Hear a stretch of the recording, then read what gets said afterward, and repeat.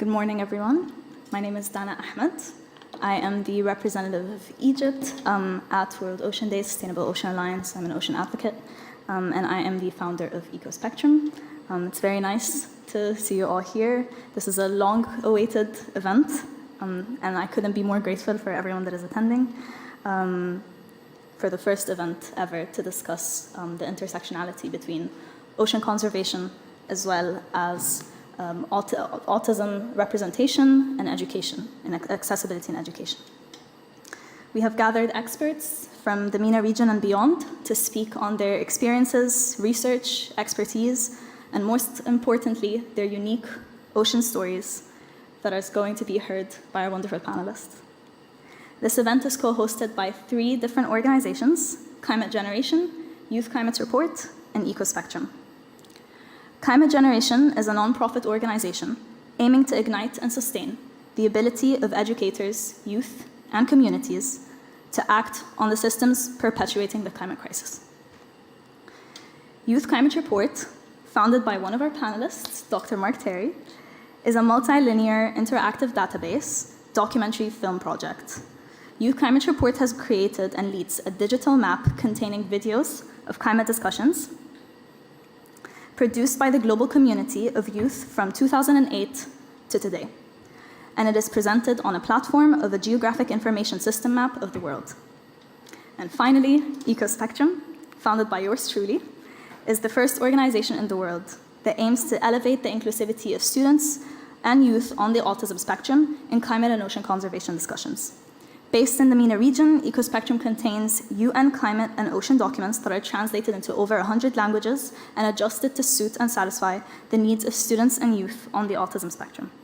We essentially aim to start a revolution in representing the autistic and neurodivergent community as valid stakeholders and vital members in the climate and marine conservation movement. At today's event, we are aiming to create waves to accelerate accessible climate and ocean education in the MENA region and beyond, essentially empowering youth on the autism spectrum to take ocean-based action whilst fostering inclusivity in policy-making processes for the sustainable blue future. I will now be introducing our first speaker. Dr. Mark Terry is a Canadian scholar, explorer, and filmmaker. He is teaching currently as an adjunct professor at the Faculty of Environment and Urban Change at York University in Toronto, Canada, and in the Faculty of Arts at Wilfrid Laurier University at Waterloo, Canada. He is also a research fellow at Dadalay Institute for Global Health Research. In 2022, Roman and Littlefield published The Emerging Role of Geomedia in the Environmental Humanities, an anthology of research paper that he and his fellow researcher Michael Hosen co-edited. And in the spring of 2020, his book on documentary film remediation was released by academic publisher Palgrove Macmillan, the Geodoc, Geomedia, Documentary Film and Social Change. Please, Dr. Mark Terry, you can have the floor. Thank you. Hello, everybody. I'm very happy to be here today. And I have a very brief presentation, but included in that presentation are a couple of short films. So you'll be able to actually see the kind of films that we're talking about. Okay, so I'll explain a little bit more about the Youth Climate Report. It's a partner program of the United Nations Framework Convention on Climate Change. It dates back to its early incarnation in 2011, and then when it became a geodoc in 2015. Here are the aims and objectives of the Youth Climate Report. Film is a valuable medium for communicating data to international policymakers. Written in peer-reviewed scientific papers can sometimes be a challenge to some elected officials without a scientific background. Film provides a visual context to these papers and often presents compelling visible evidence of climate events around the world. Also, these films made by youth bridge the communications gap between science and policy, as well as between youth and policymaker. Films made each year are presented directly to the policymakers working in the Blue Zone of the COP conference through a series of press conferences and side events just like this. So for ocean education, this year we brought a special film called Turning Tides. This was made by one of my graduate students at York University in Toronto. So each year, YCR tries to create one of these documentary features that match the themes of the COP focus every year. With oceans being this year's theme, we are presenting Turning Tides, Sustainability Measures for Shark Conservation, made by master's graduate Vivian Guido. The film uses underwater photography to demonstrate direct contact sharks and other marine life are having in the Pacific Ocean with plastic pollution. And I have a very short little 1-minute video to show you about this.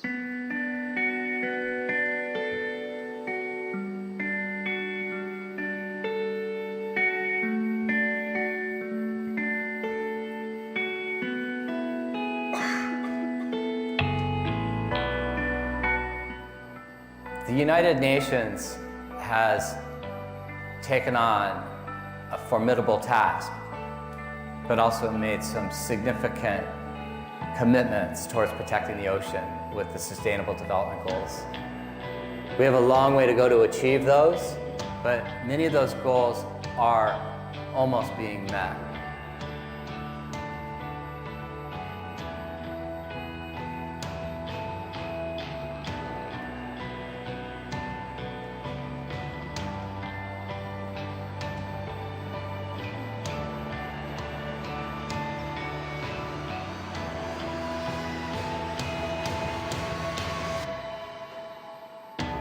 In many cases, protection doesn't start from the government. It starts from the people. And if you think about Earth Day back in the 1970s, in response to oil spills and pollution in the ocean, the people got mad and they rose up and they said, we don't want this anymore. Going forward 50 years, we need to have that same kind of anger or passion or voice to protect the ocean.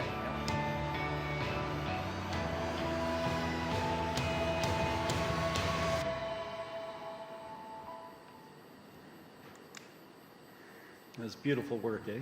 Yeah, great photography, I love it. And also, another aim of the Youth Climate Report is try to reach out to those underrepresented communities throughout the world. Those that live in remote locations, indigenous communities, and those who have challenges with physical and mental disabilities.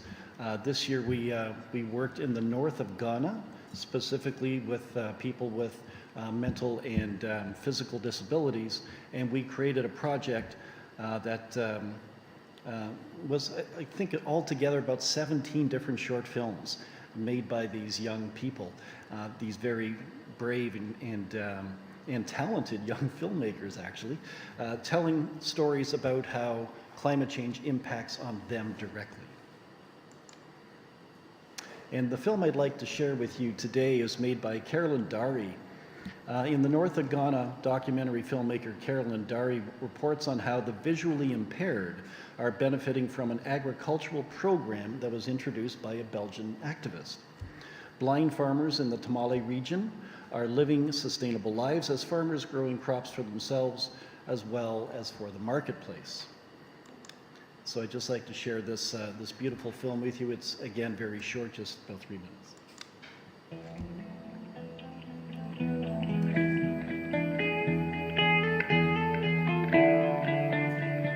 Today, year number 1, I'm a bag of the person.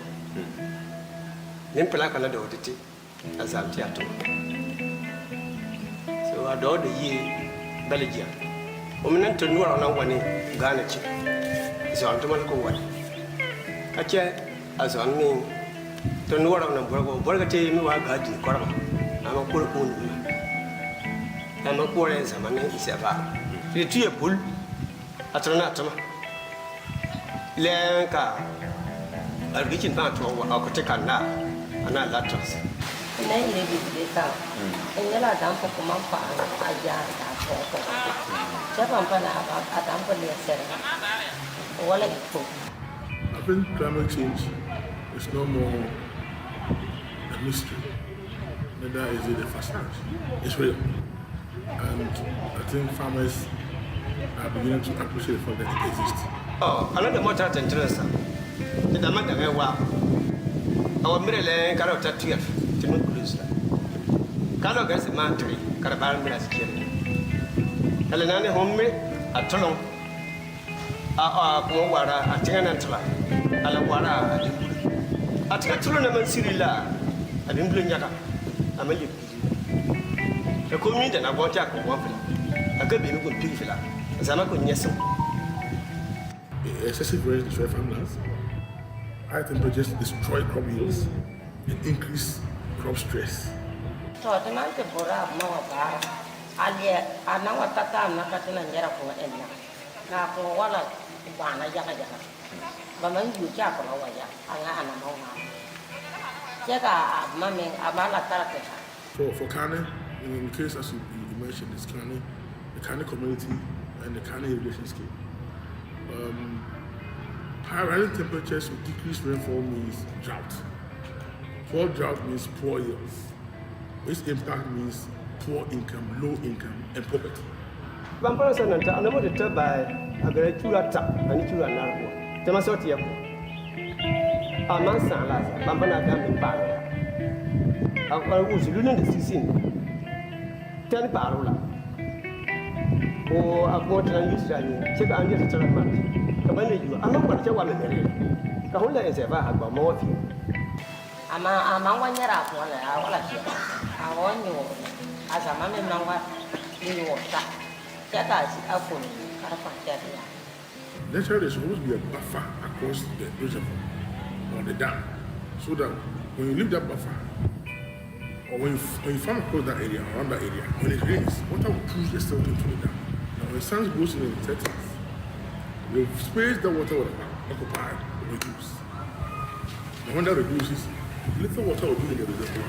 And so, when you need water in the dry period where there's no rain, the water will not be enough. Temani loge bu bili kumasita hudun. Kapo bullet. Kaho on boti bota me bona abare se hula hanki. Nende atme kwa koreu. Nate yumuti. Some ka man yiri lebe. Kar ka ji bi ran garsa. Cheka tin man tuanya samin amma ka ta kaya.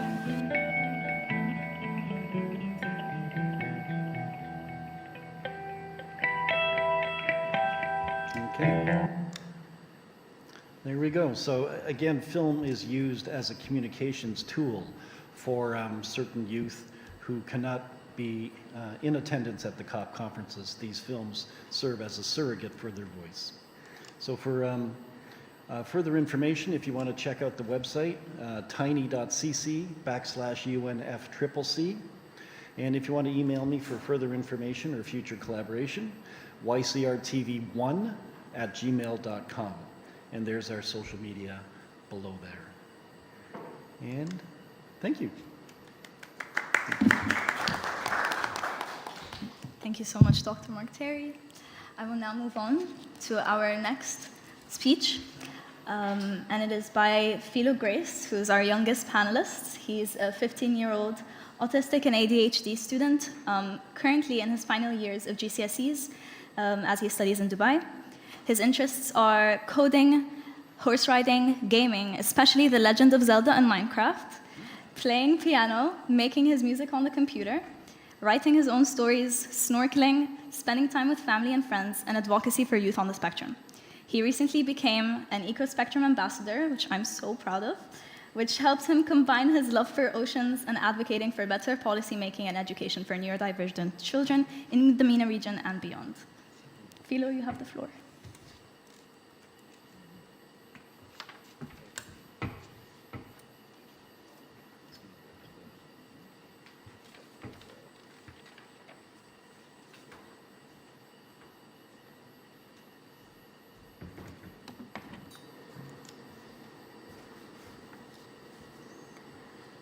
Good morning, everyone. As Dana has kindly introduced me, my name is Philo. I am very honored to be here today. I'm a 15-year-old autistic student here in Dubai. While I'm certainly no expert on ocean conservation, having grown up with autism and ADHD, I am very passionate about neurodiversity and advocating for the rights and inclusion of neurodivergent people. For years, autism and autistic people have been viewed in a negative light, as though we are in some way faulty or incomplete. This was even shown by the previous use of a puzzle piece logo to represent autism, as though we were missing a piece of our puzzle, rendering us incomplete. Thankfully, in recent times, this was changed to an infinity symbol, which is a much better representation of the autistic community. For years, a cure for autism has been sought, as though we had a disease that needed to be eradicated. Therapies have been designed in order to effectively change who we are and how we respond, so that it makes life less awkward, difficult, or uncomfortable for the neurotypical people around us. For years, we have been labeled as weird or socially awkward, perhaps due to it sometimes being uncomfortable for us to make eye contact, or due to us taking our time to respond to a question or request, or even due to us occasionally needing to stim in order to regulate ourselves, such as fiddling with objects. Some things that come naturally to neurotypical people just don't come so naturally to those of us with autism. But who is to say that what neurotypicals experience is normal and what neurodivergent people experience is not? It is only due to the fact that the world we live in was designed by neurotypicals for neurotypicals. If the world and the roles were reversed, then they would be struggling just as much as we are. However, I did not come here to ingrain in your minds all of the supposedly negative traits of autism. Rather, I stand here today to highlight for you the many talents we can have, and why, despite being different, we are just as necessary to ensuring the Earth's survival as anyone else. For example, autistic people are very literal thinkers. While this can result in us struggling to understand metaphors or hidden meanings, it also means that we can have excellent logical and analytical skills, which can prove extremely useful in more logic-based fields like science, computing, and maths. In fact, some of the world's greatest scientists, including Albert Einstein, are thought to have been autistic. In addition, when we are passionate about something, we can hyperfixate on it, spending hours, days, months, or even years researching every last detail of it.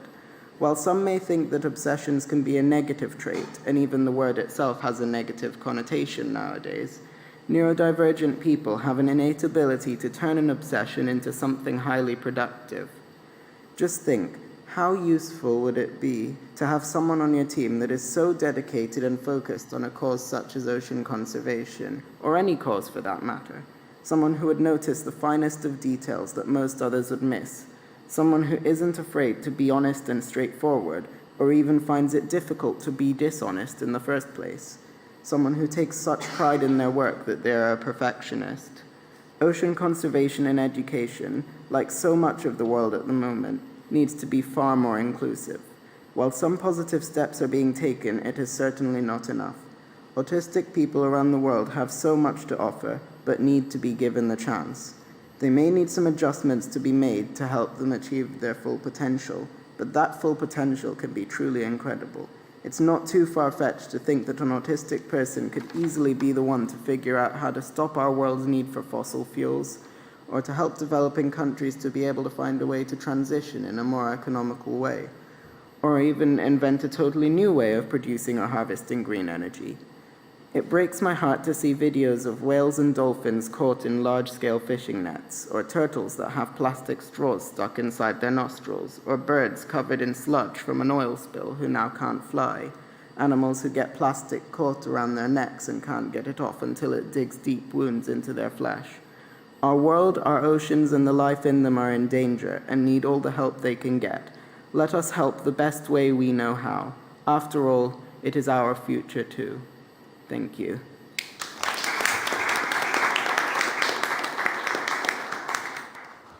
Thank you so much, Philo. So now I'd like to begin our panel discussion. And I'd like to introduce our first panelist who will be talking about the accessibility of education for youth on the autism spectrum, particularly in the MENA region. Dr. Mohammad Fteiha is an autism specialist currently working as a director at Al Ain University in the UAE and the former head of the speech unit at the Dubai Autism Center.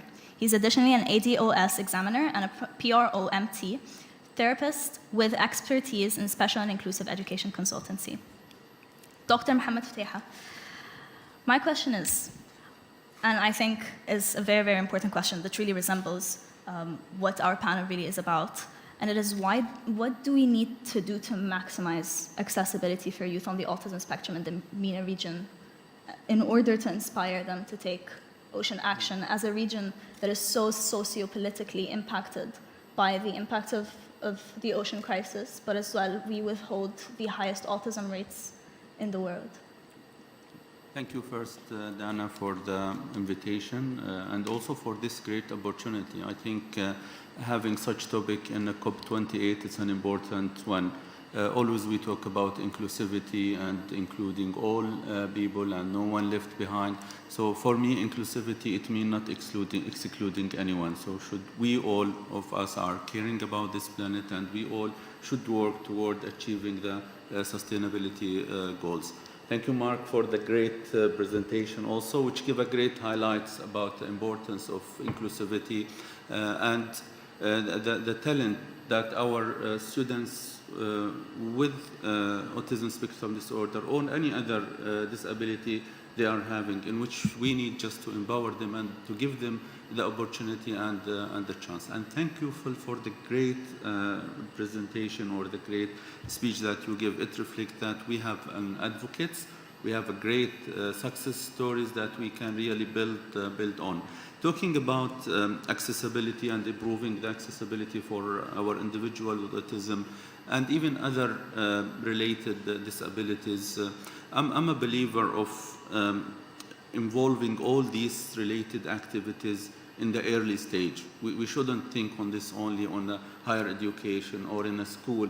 We need to start even from nurseries or before nurseries, creating a proper awareness. Yes, we need to take in our consideration the limitations or the challenges that our beloved individuals with autism having, like communication, social issues, sensory-related issues, which not preventing them from giving a lot for the community. Again, we need to give them the chance. It's us who are unfortunately preventing them from being a part of our community.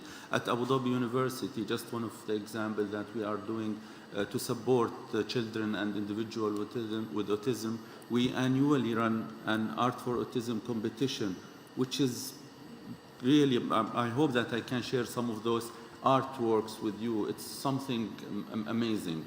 For me, I match it with Picasso or with other great art workers in the world. It's really an amazing.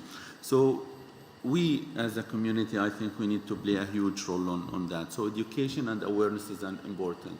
And the good part maybe we are having here in UAE, that awareness campaigns are really spread all over, not specifically during the month of April. We have a lot of activities during the whole year to spread awareness, but we need to work with the policymakers, stakeholders, other parents, other people involved with the ocean education to encourage and to facilitate the support of our individual with autism to be part of such activity. Collaboration and partnership is important. We have in UAE specifically, and also international and regional in the MENA region, we have a lot of associations and organizations are caring about environment and ocean education. So it's good to build that collaboration with those institutions. I remember when I worked at Dubai Autism Center, we had this chance to work with Emirates Environmental Agency, in which we did a lot of activities on the beach, doing cleaning.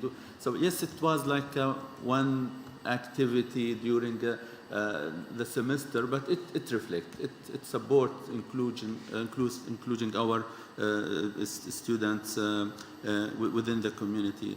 I think infrastructure and accessibility is an important part also, because if we don't provide them with the proper infrastructure and the proper accessibility access, it will be also a challenge and issue for them. Sorry for that. I don't like to say them or we. We are all us. We are all a human, and each one of us having a challenges, having an issue. I'm a person with disability, right?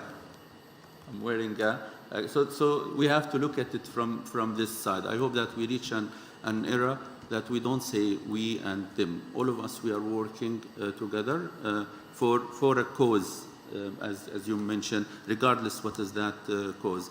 I think also training is an important training for our support team. I remember when we work at the Obeid Autism Center, even we did the workshops for secretaries, for drivers, for all who are involved with the teaching and learning process, because we cannot separate them. This is a community that we are living in, and we need to give a chance and opportunity for all who is living on this community. Community engagement and inclusion is an important, having such activity similar to this one. It's a great, maybe having and highlighting more of those activities in the future. I'm sure a lot of schools now we adopting several activities related to sustainability, education, including all of our students. We missed always a part which we call in education a hidden curriculum. Hidden curriculum is not that the textbook curriculum, it's the curriculum that we build within our community. So we teach our students how to act, how to behave, how to respond, how to manage their time, how to deal with their colleagues. This is not within the textbook that we are having. So including all together, I think is an important to work on this. Advocacy is an important, and we have great example of advocacy that we are seeing, mashallah. I think we need to use these chances more and more. Those are some strategies maybe helping to increase the accessibility and inclusivity for our individual with autism to be more active and also empowered in dealing with anything related to ocean education. Absolutely. I think your point about how we need to consider the awareness and accessibility and inclusivity, and we need to consider from a very young age, is really, really important. And it really does, I think, encapsulate why we're all here at COP, why so many youth are at COP. It's because we are so behind. We are so late to consider communities like the neurodivergent community and like so many other vulnerable and indigenous communities that are not present here today, that are not privileged enough to be here today. And we need training, exactly as you said. We need to learn and relearn and unlearn so many different habits that we as a society have developed because we live in a society, as Philo has said, that is neurotypical, that is led by neurotypical individuals and by individuals who may not understand the importance of the ocean crisis and how it impacts every cell in our bodies, us as human beings. We depend on our oceans. And I think this leads very, very well to my other youth delegate and representative and ambassador for EcoSpectrum, Obeid Al Hameli. Obeid Al Hameli has a very interesting ocean story that I hope that you can talk about, because the way that we met is through your collection of seashells, and I'm a fellow seashell collector. And I'd like to kind of highlight how you from a young age have also been kind of looking at the intersectionality between the ocean, and have seen and have observed how the ocean crisis in your home, in your society, in your community has impacted you as an individual on the spectrum. Can you tell us more about that?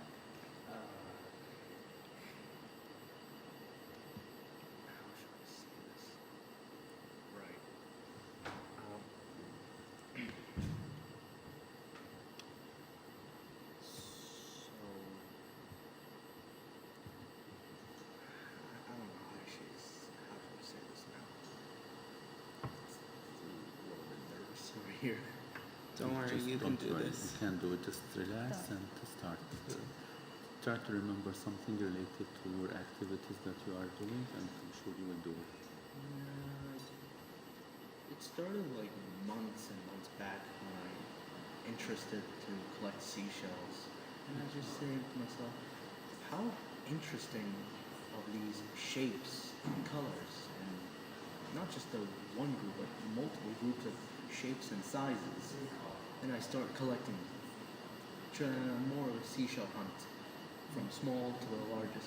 But the largest are just very rare to find. Where I live was once the ocean, but then it's just changed by itself. And that's why there's remains of seashells everywhere, in the sand, even that backyard. And I come above some bland white colored of seashells.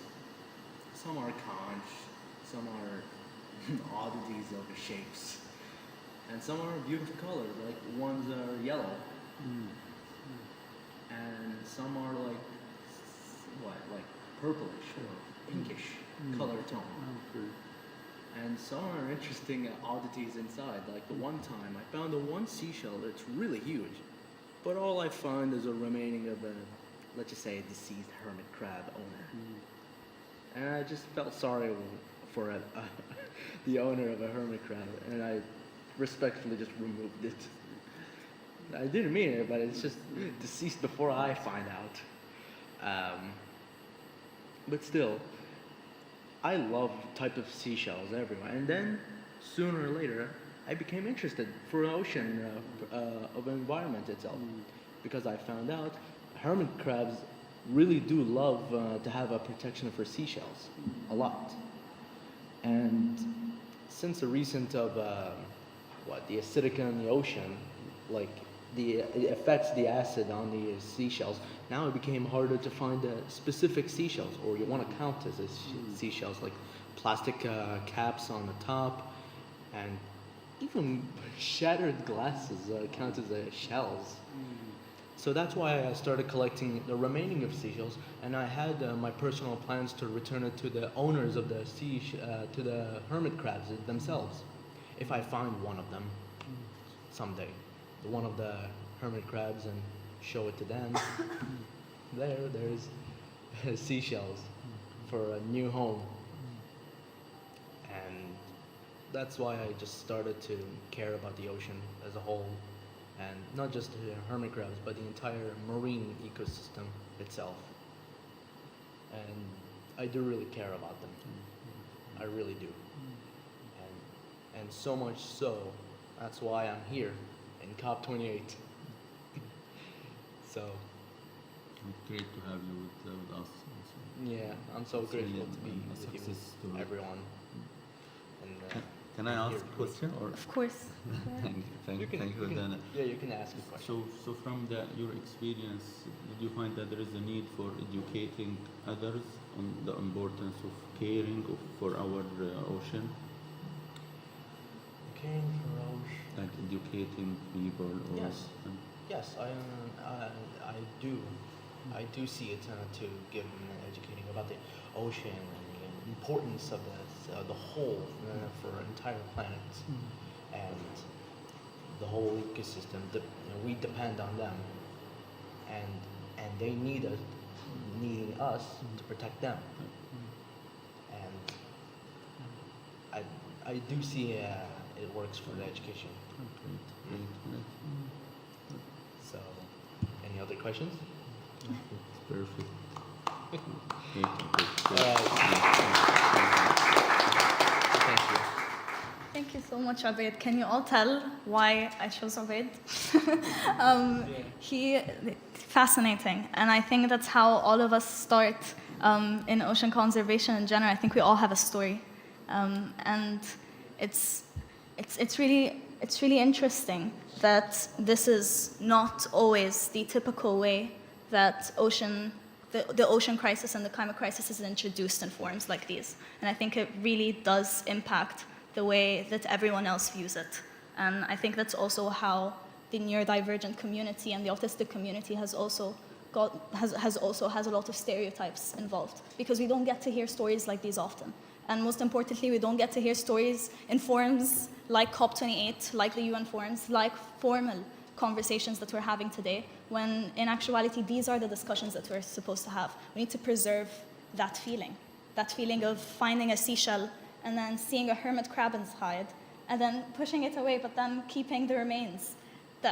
This is the beauty of how the ocean links all of us together. We all have a very specific and unique story to the ocean that then grows to become into a more formal and technical discussion about policy making and about advancing the education system and becoming entrepreneurs and founders of societies, of organizations, of projects that are going to discuss, that are going to advance the research around oceans, because it hasn't been that long. And as I've said before, especially with education for the neurodivergent community as well as the ocean, these two are such niche topics, and we are so behind in its research and its discovery.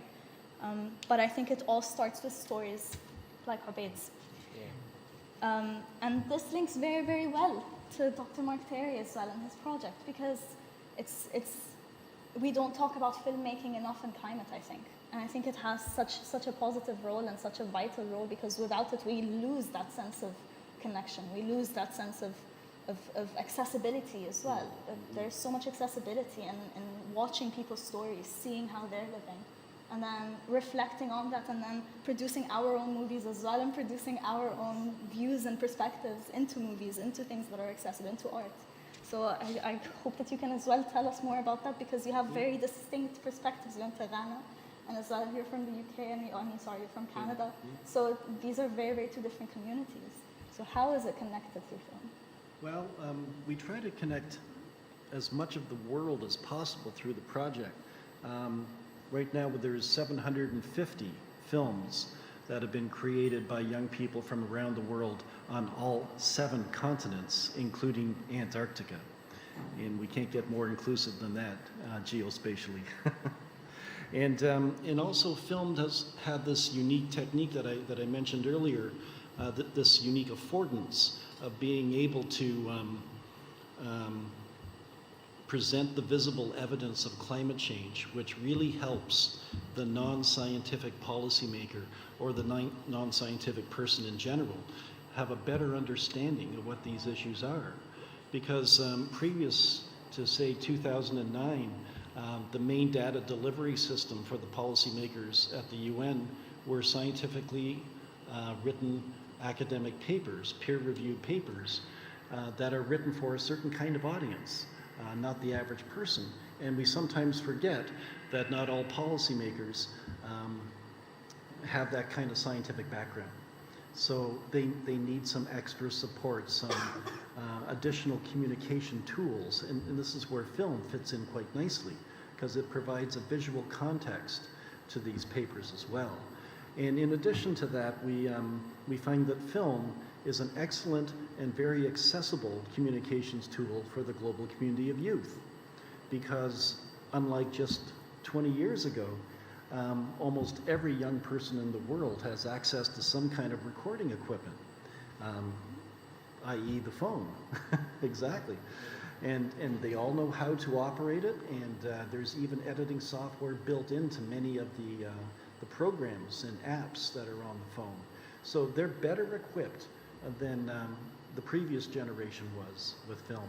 And because they have that equipment, they can go out and tell stories in places and in communities that are rarely represented here at the COP conferences. And specifically, I'm talking about indigenous communities, remote communities in the far Arctic, for example, or deep in the Amazon jungle. This is where we go to reach the young people that live there and have them tell stories about their unique experiences. Because the whole idea of the United Nations is to be as inclusive as possible when we're discussing issues that are global in nature.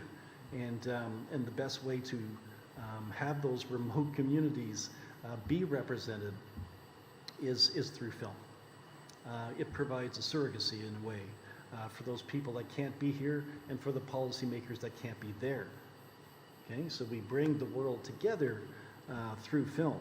And this holds true for young people with physical and mental disabilities as well.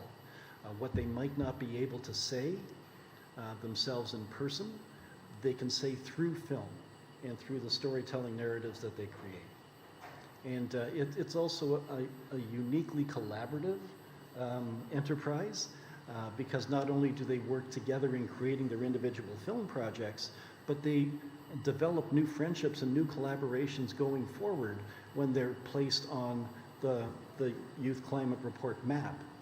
They find other young people telling similar stories, and they can reach out to them and work together. This has happened several times since 2016, where different continents, not just different countries, have found each other telling similar stories and have worked together on larger film projects that have been presented right here at the COP conferences. So that's basically where film comes from and my addiction to it.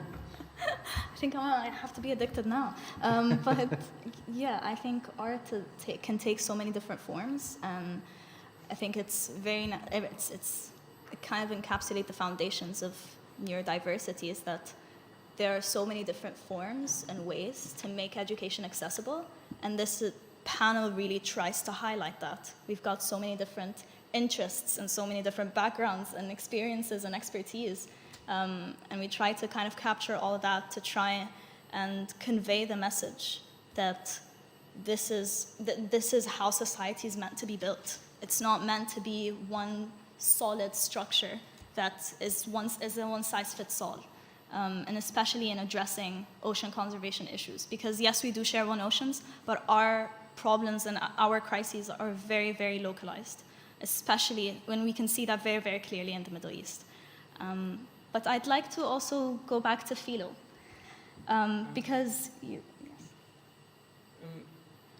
All right, so before you ask me anything, I'd just quickly like to say that I really like what's been said before, especially about how we need to be supporting the neurodivergent people from a young age, because autistic people and other neurodivergent people can actually do something called masking, which isn't always intentional, and it's basically when they hide their true self in order to fit in.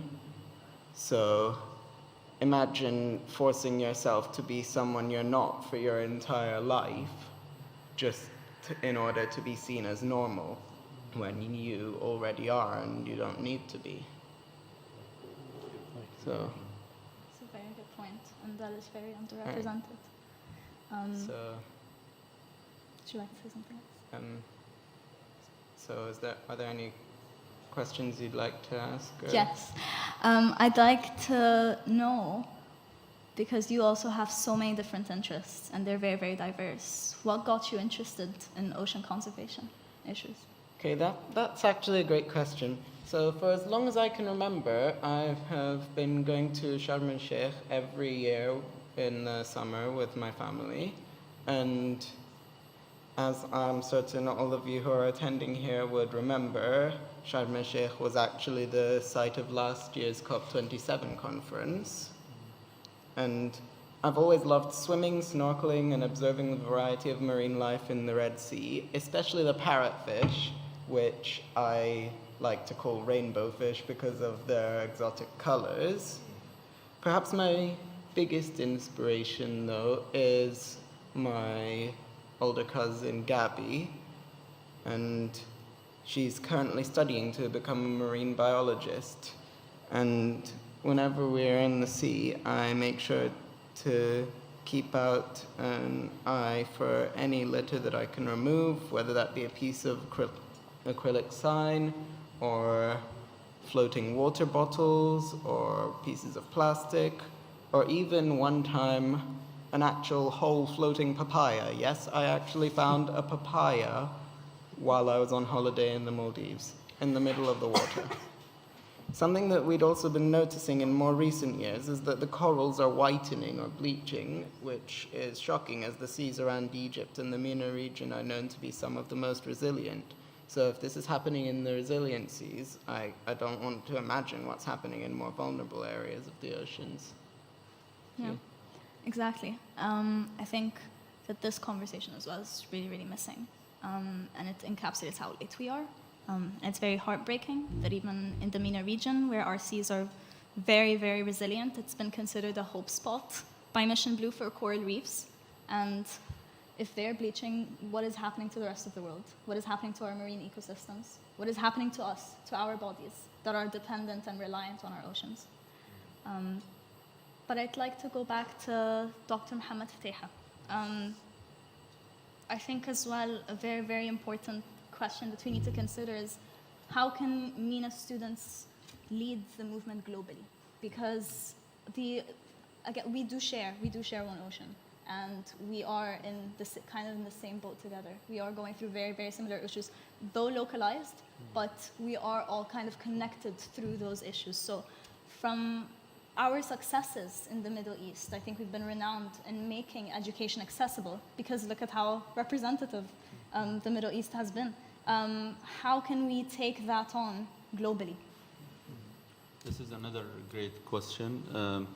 But again, let me just also continue on what Dr. Mary started in ending in his speech about the policies and procedure, and the expert on, and we need to close the gap between those policy makers and decision makers and the expert in the field. And always I feel that there is an issue with the implementation.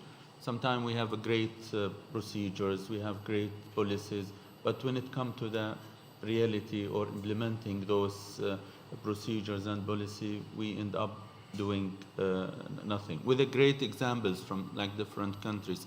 The issue that we are facing in MENA region, like there is a lot of challenges again.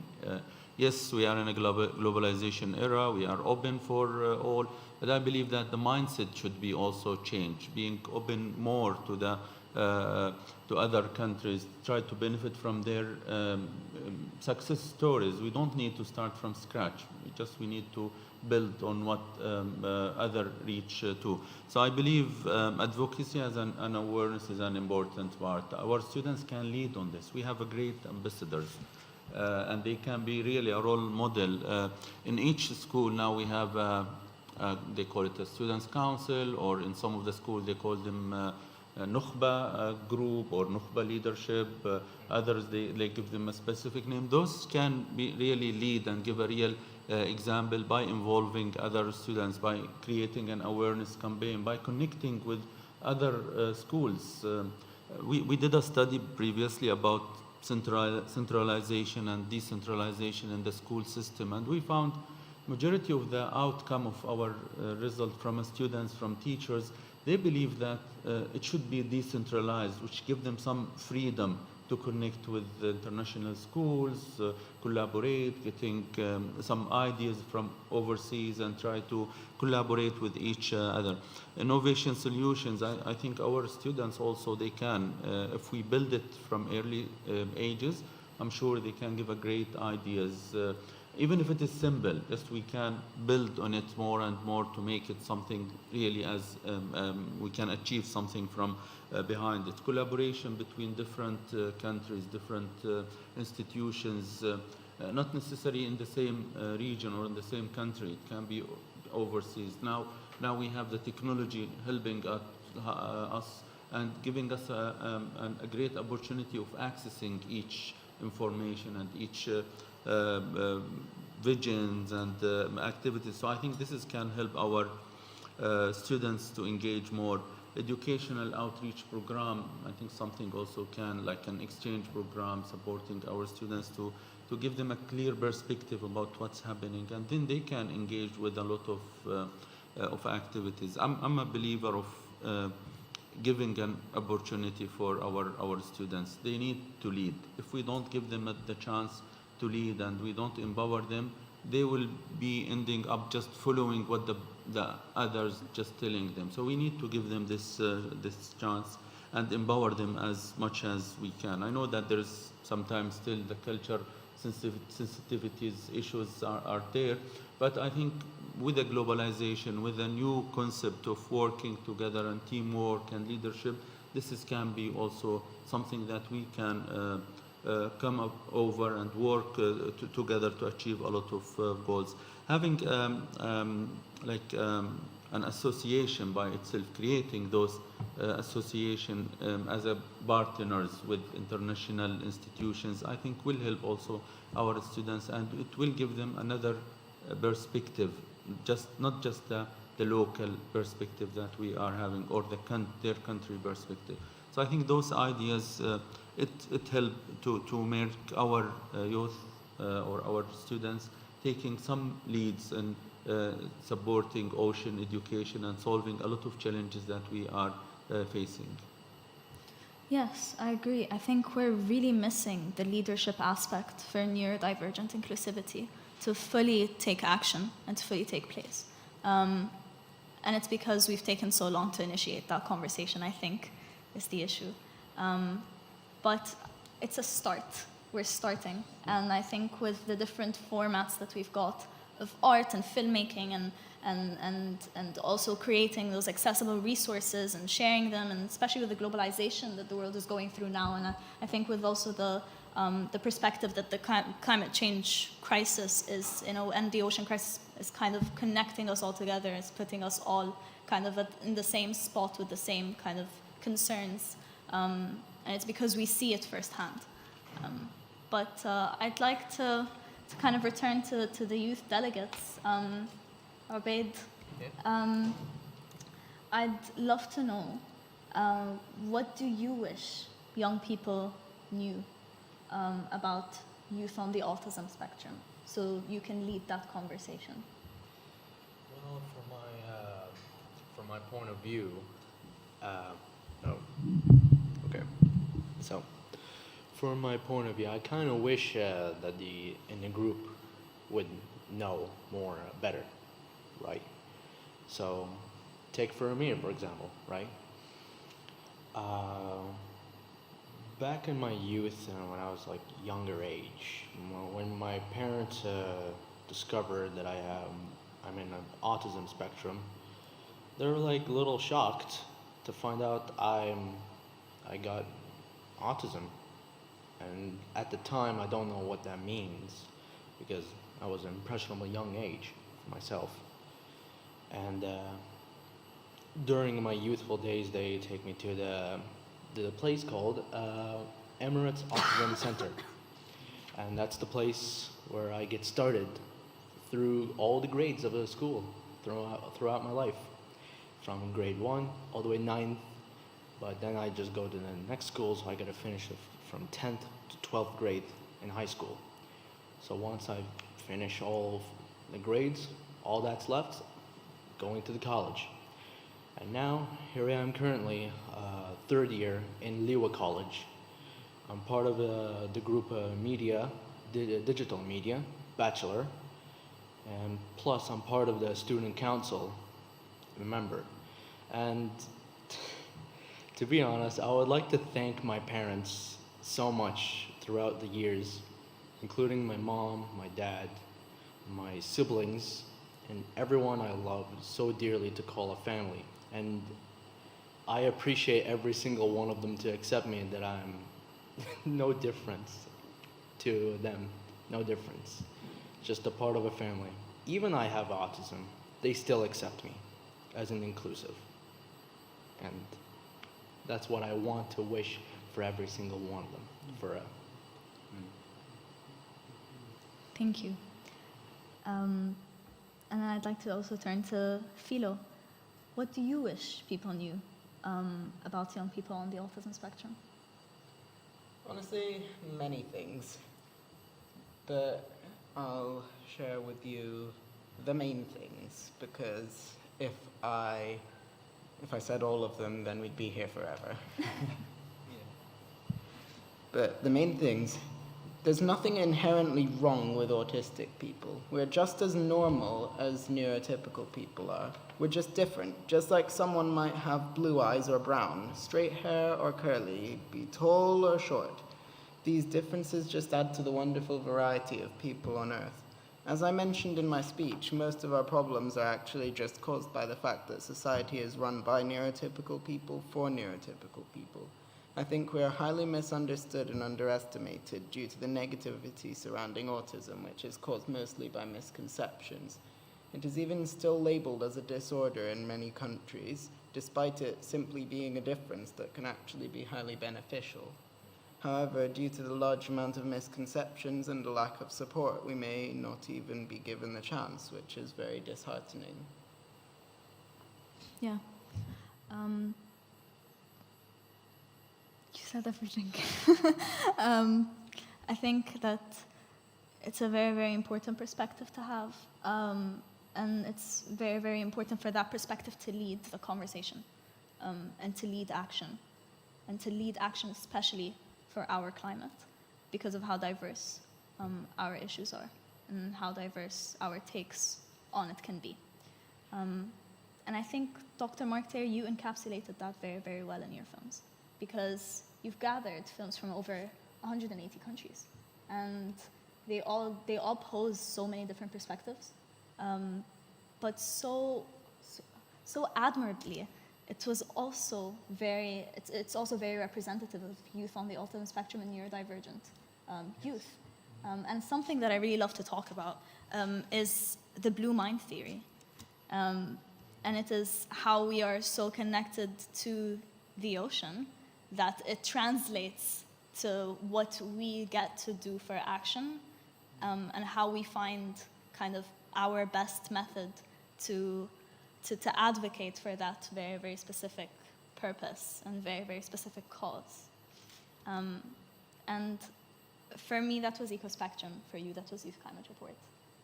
So I'd like to ask, how can we enhance the inclusivity of youth on the autism spectrum through filmmaking that is specifically about ocean conservation?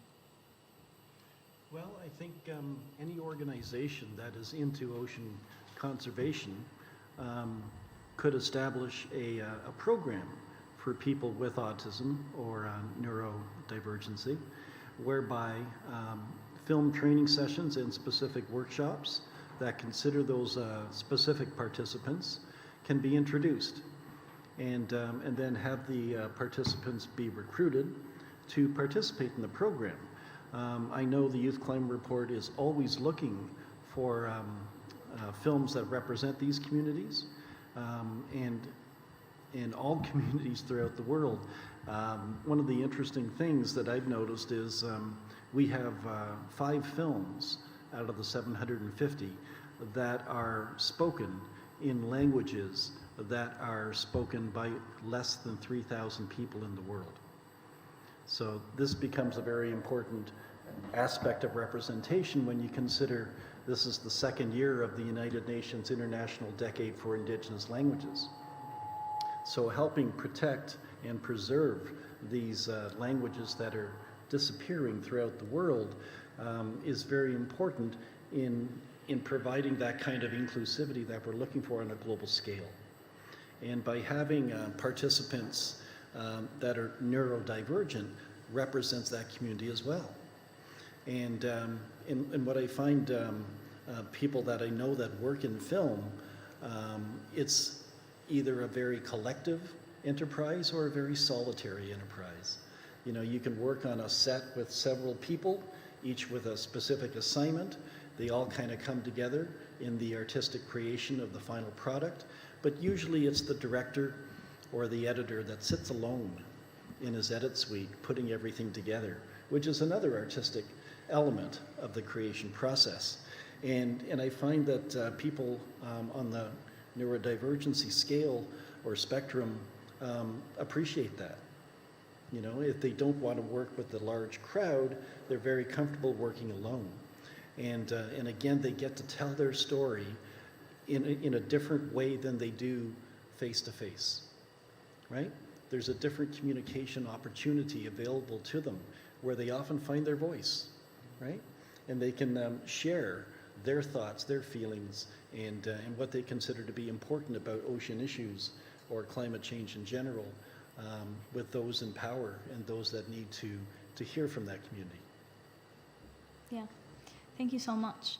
And I'd like to end on one final note before we turn to the Q&A session. And I'd like to call on our panelists to answer the question of what is your call to action? Because I think that this event is really, really important to build the foundations that we need to initiate that conversation about the intersectionalities between ocean conservation, marine protection, as well as how we can involve youth on the autism spectrum and neurodivergent inclusivity within that very, very niche topic and very, very niche subject, so that we can truly, truly tackle each and every issue that is present in a multitude of different communities who are dealing with a multitude of different issues regarding the ocean crisis.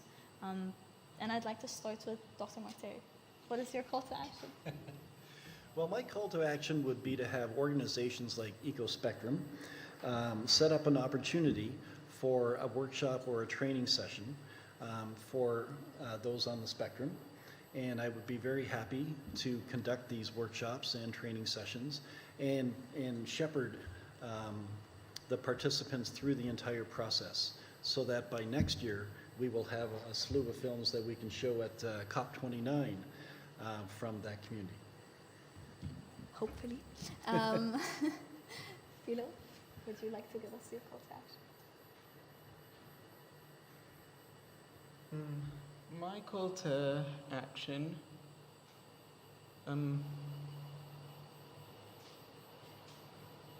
well, it's related to a third point that I wanted to make, and it's that due to society not being designed for us, many things, including those related to ocean conservation, are not very accessible to us with autism. For example, Gabby, you remember I mentioned her earlier, she's my older cousin.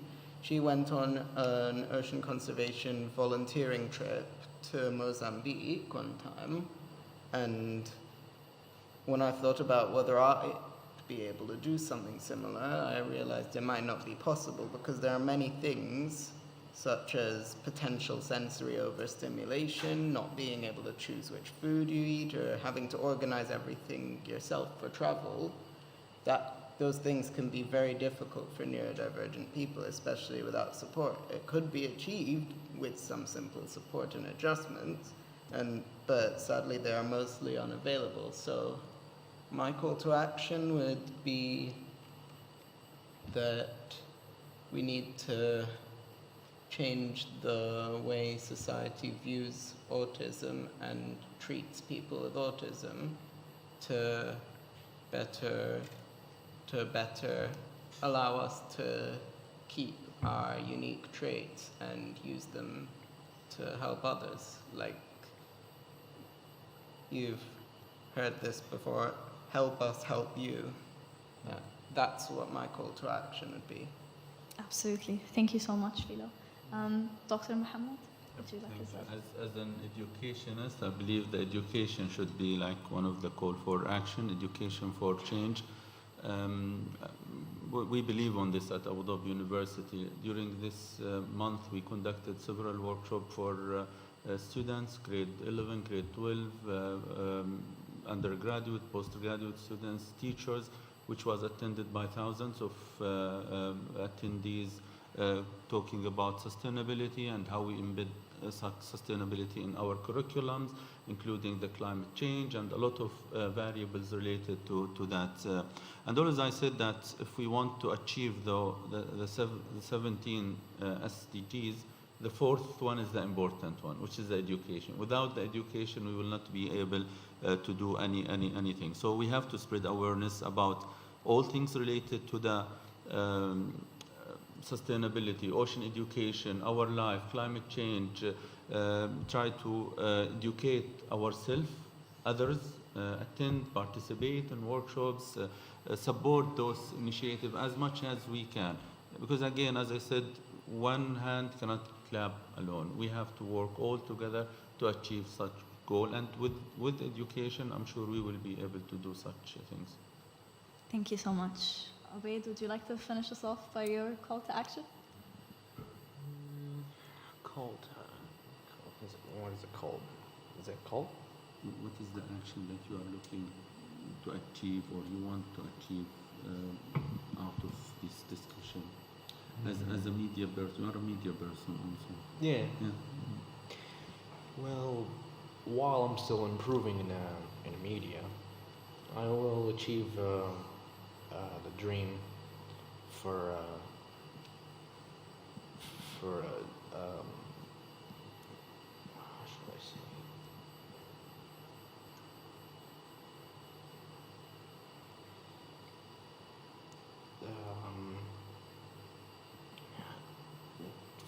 For digital media, I remember, like myself, I'll try to do my best, and one day I'll just be, how should I say,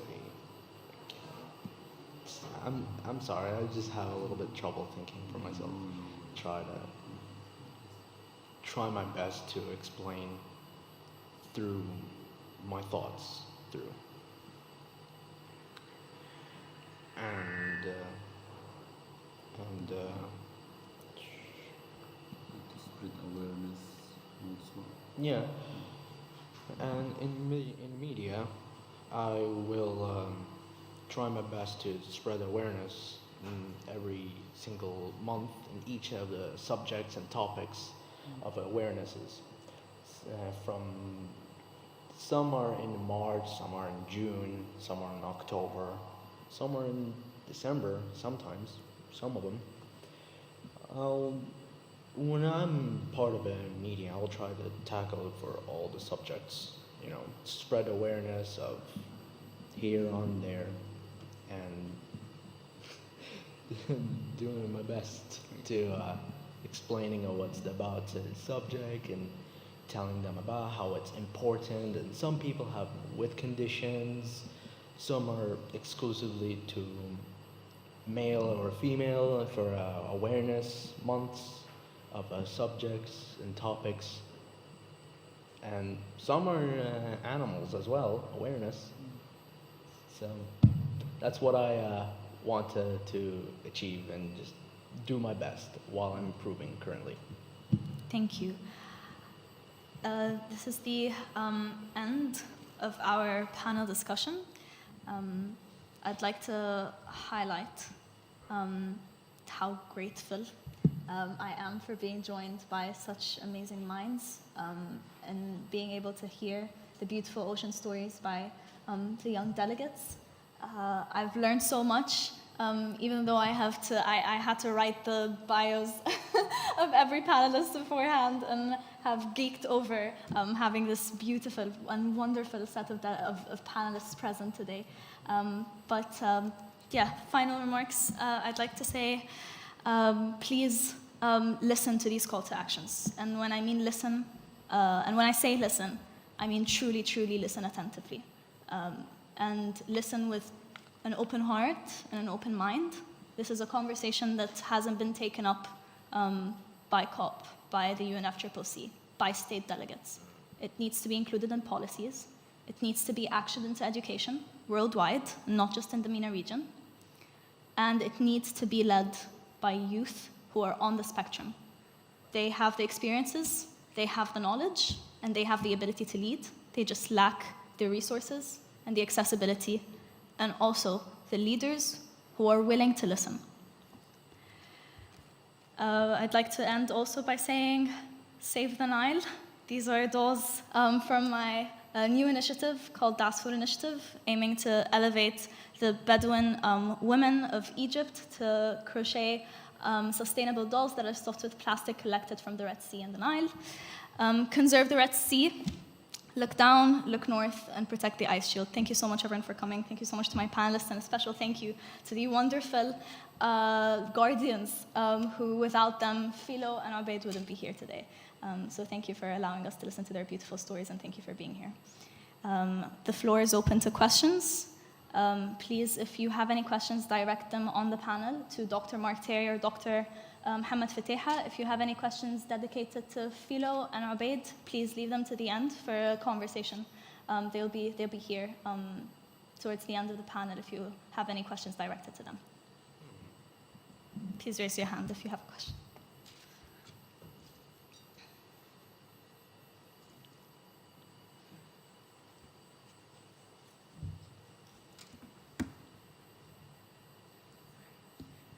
I need a microphone because I'm a bit sick as well, but thank you so much, Nana, for organizing such an amazing panel. I personally am also on the spectrum, and I find conferences like this very emotionally draining, especially the lights, like all these little things that people don't notice, but we do.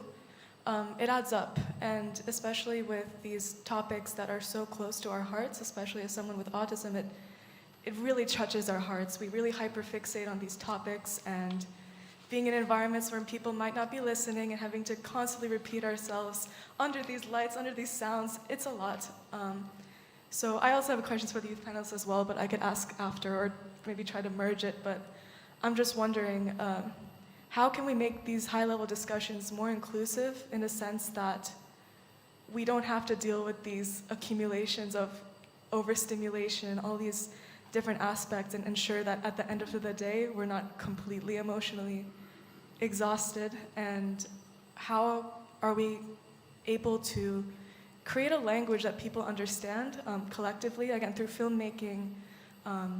The way we speak about these topics, as you mentioned, it's like we bring so much love and passion into this, and it is such a crucial emotion that's lacking from these discussions. So I know this is more of a comment than a question, but I just would like to learn more about how maybe at COP29 we could bring more neurodivergent youth and integrate this such rare emotion into these panel discussions through the IPCC, even through these really scientific documents. How can we integrate more love and emotion into them?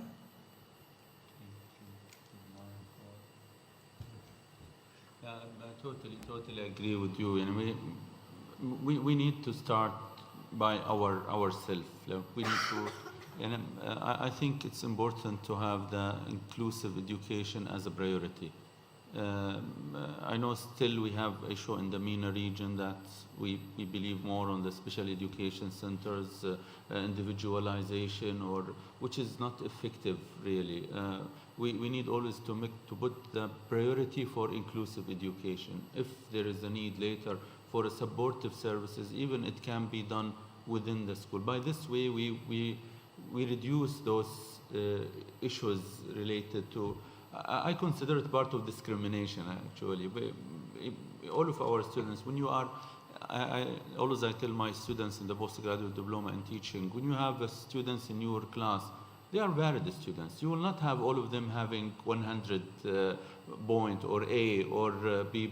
You will have under the, what they call it, the normal distribution curve, which we all human match under that one. So we have to think about it from this perspective. Each one of us having ability, having strength, having areas of improvement. I will not say weaknesses, it's just areas of improvement that we need to work on it. If we work from this inclusive perspective, I think we will reach to an era that we will forget those label items and deal with each other as a human rather than as a labels. Yeah, I also think that there's opportunities available at the UNFCCC for more involvement for those on the spectrum in different ways. If those on the spectrum don't want to travel and actually be at the COP conferences, we do have the digital technology today to allow their participation. We can have a Zoom conference call where they can stay in the comfort of their home, yet still have a voice at these conferences. I'm sure my colleague at the end of the table here would like to speak more about digital media and all the various avenues that are available. It doesn't have to be live either. It can be a pre-recorded message that is delivered to the conference as well. So I think that we do have the technology for further inclusivity and involvement, but the UNFCCC has to let that community know that these opportunities are available. Yeah, and just to add to that note as well, at EcoSpectrum, something that we're really trying to do is gather the resources that you've spoken about, like the IPCC reports, and really alter them to suit the needs of youth on the autism spectrum or neurodivergent youth. And it's a spectrum. And I think that we still have a long way to go because we're still cut short on the research. And we're cut short on the funding, we've got short on the representation as well, because again, the people leading the process, the people leading this, it's a systematic thing that we need to tackle. It's taking way too much time, and I'm in no way insinuating that that's the right way to go about it. But it needs to accelerate. I agree with what you said, it needs to accelerate. But it can be accelerated by our hands. Because we are the ones in charge, essentially. And if society is built for neurotypical people, then neurotypical people need to change that. The neurotypical people need to take that initiative and take that responsibility and agree and research and learn and then change. And again, as I've mentioned before, relearn and learn again and then change and then build those barriers down, break them down and then build build new structures that are inclusive, that are accessible, that do not have any stops, any limits to what we can say, what we can't say, or what we can do and what we can't do, who's in charge and who isn't in charge. It's a very complex issue. I think we've got amazing experts who are going to lead this project, and I think we've got as well amazing youth here present that are also, and even present as well online, that are going to be leading definitely that change. But I guess we have to wait and see. Giving the opportunity is an important. Now, regardless of the level of the child or the individual, now we are having a lot of platforms. We have the assistive technology. It's a huge tools that really impacting our students and let them to be part of our community easily. So we need to create this chance or opportunity for them. And lead with ocean stories, and lead with love, and lead with emotion. Because these things are not typical in these forums, unfortunately. But we also have to make them always present. They're always existent, they're always here. So yeah, don't be desensitized and dehumanized. We already have enough of that. We need to preserve it, and we need to preserve that emotion. It's slowly dying out, but we will preserve it as youth. And if we've got people like Philo and Obeid present, then I'm sure it's in good hands. We're open to more questions.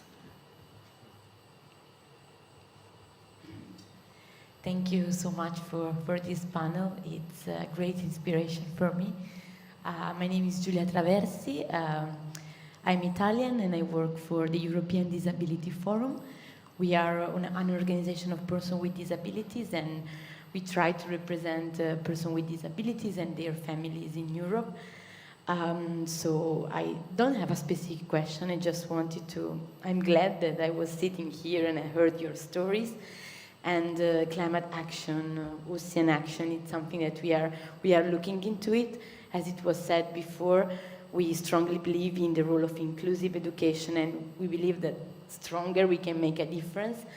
Well, I'm happy to be here, and I know that next COP will be in Europe. We don't know where, but the aim and the objective is to make it accessible. This COP is accessible maybe sometimes for persons with physical disabilities, but there are insufficient things regarding accessibility to different meetings, for example, for persons with hearing impairments or visual impairments.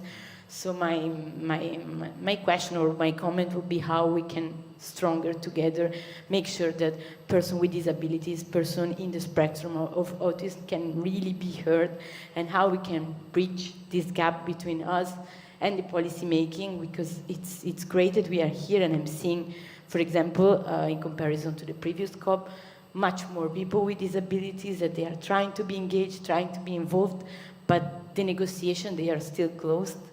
It's very difficult to reach state delegates, as you correctly said before. It's difficult to have a say in the text of the negotiation, and without this, it's very difficult to really have an impact.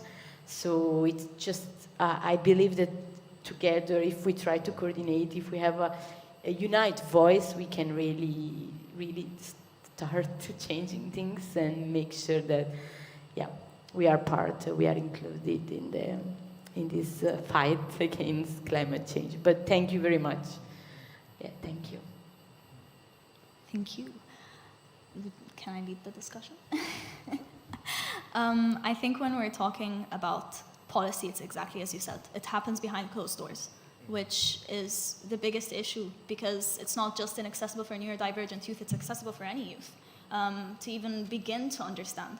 And I think the turning points for me when being engaged in climate and the ocean crisis is I needed to understand and I needed to accept that these forums were not made for us. They're not made for youth. let alone neurodivergent youth. That being said, it must change, because forums like these, we see protests, we see actions calling for an equitable fossil fuel phase out. We're calling for an equitable and free future. And that will never truly change, that will never be achieved if even the space that we're in isn't accessible. If even the rooms that we're supposed to be in we cannot enter. I think it's a much longer discussion. I think it's very, very complex. But I think advocacy works. And I think as well that, again, preserving these ocean stories and having these ocean stories present, having these emotions present, because we don't have them present, will change the narrative. And it has changed the narrative before, and it will continue to do that again until that is the norm, until this system changes. I think that's how policy is created, and that's also how policy is destructed. But yeah, I'd love to hear as well you guys' comments, if you have any. It's a matter of time. I believe that it will take some time, but by the end, the right will be there. As we said, and there is no. We are all human. We work together to achieve those goals. I like when both Obeid and Phil introduced themselves. They said we are having autism, as they're saying that we are having a headache or abdominal pain. So it's part of the human life in general. So this is what the perspective that we need. So I hope by such forums, such policies, such in collaboration with each other, we'll do a lot of change, I'm sure.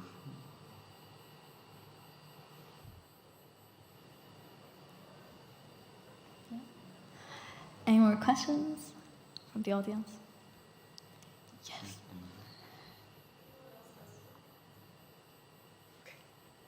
I guess this would be kind of a icebreaker for everyone in the room. I mean, especially the panelists. A backstory: my brother is 13 years old and he has more severe autism, more than I do. But he is very interested in climate change, and a way he was. Well, growing up, I always viewed it as a disability, but it hurt more seeing my brother go through that, because I see everything he has as a superpower, and that's how I started wording it. It's like, what, your superpower is doing this, and he started doing climate protests on Roblox and Minecraft, and he organizes people on servers, and he has like 500 followers. They come to his servers every Friday, and they protest on Minecraft, and I think it's so beautiful, because that's his superpower. He's organizing on Minecraft. It's a way that he is really happy. It's a way he's able to integrate his superpower to mobilize youth all across the world on Minecraft. Who knows what they're doing? We don't see their face, but he could be changing so many lives just by doing that.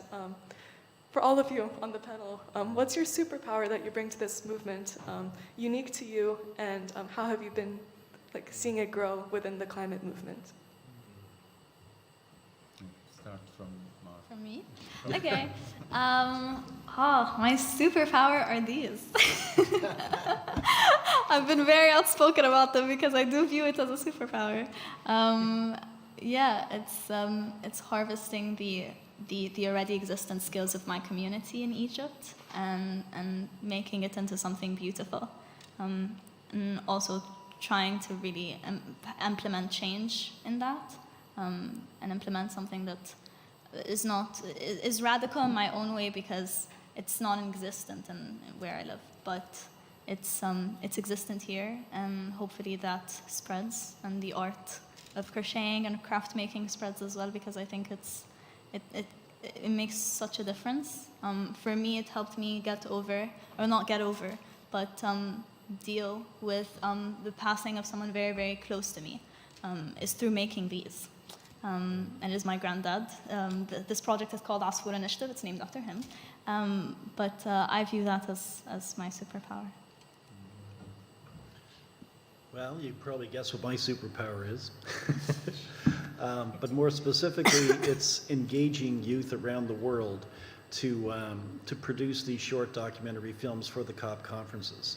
And what I do is I provide specific training that matches the needs and the requirements of the policymakers here at the UN.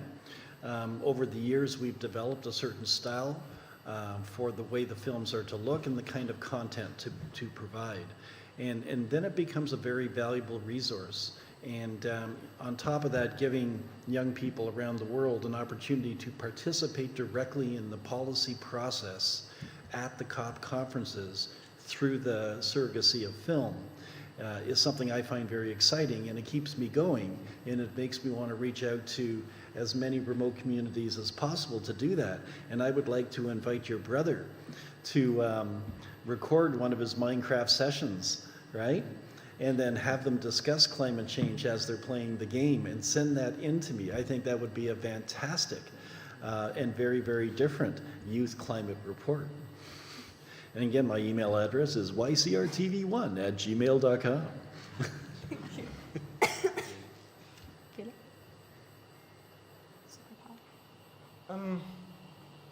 For me, this is something that actually I wouldn't really define it as a superpower, but rather just something amazing, because superpowers generally in like fiction and stuff is something that not everyone has. But this is just, it's something that's not necessarily unique to me. Everyone has it. We just need to know to use it. And that is a few things: passion, compassion, empathy, and love. Because, as was said before, we can't be completely emotionless in this. That's what is destroying the world in the first place. So we need to be able to use our compassion and our empathy and our strong emotions in order to be able to like bring this world back and prevent everything bad that's going on.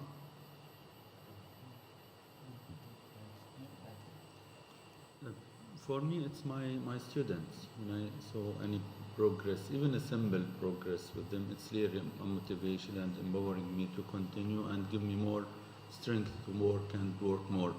I finished my Master in Speech and Language Therapy in 1998. So during that time, like a lot of limitations and issue, but we worked like we were building our tools alone, working on learning materials, try to have those proper ones. But when we see any progress or achievement with our students, like we celebrate this.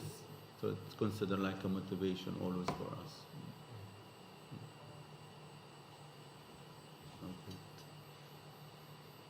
Well, I don't call it superpower as well, but it's something else.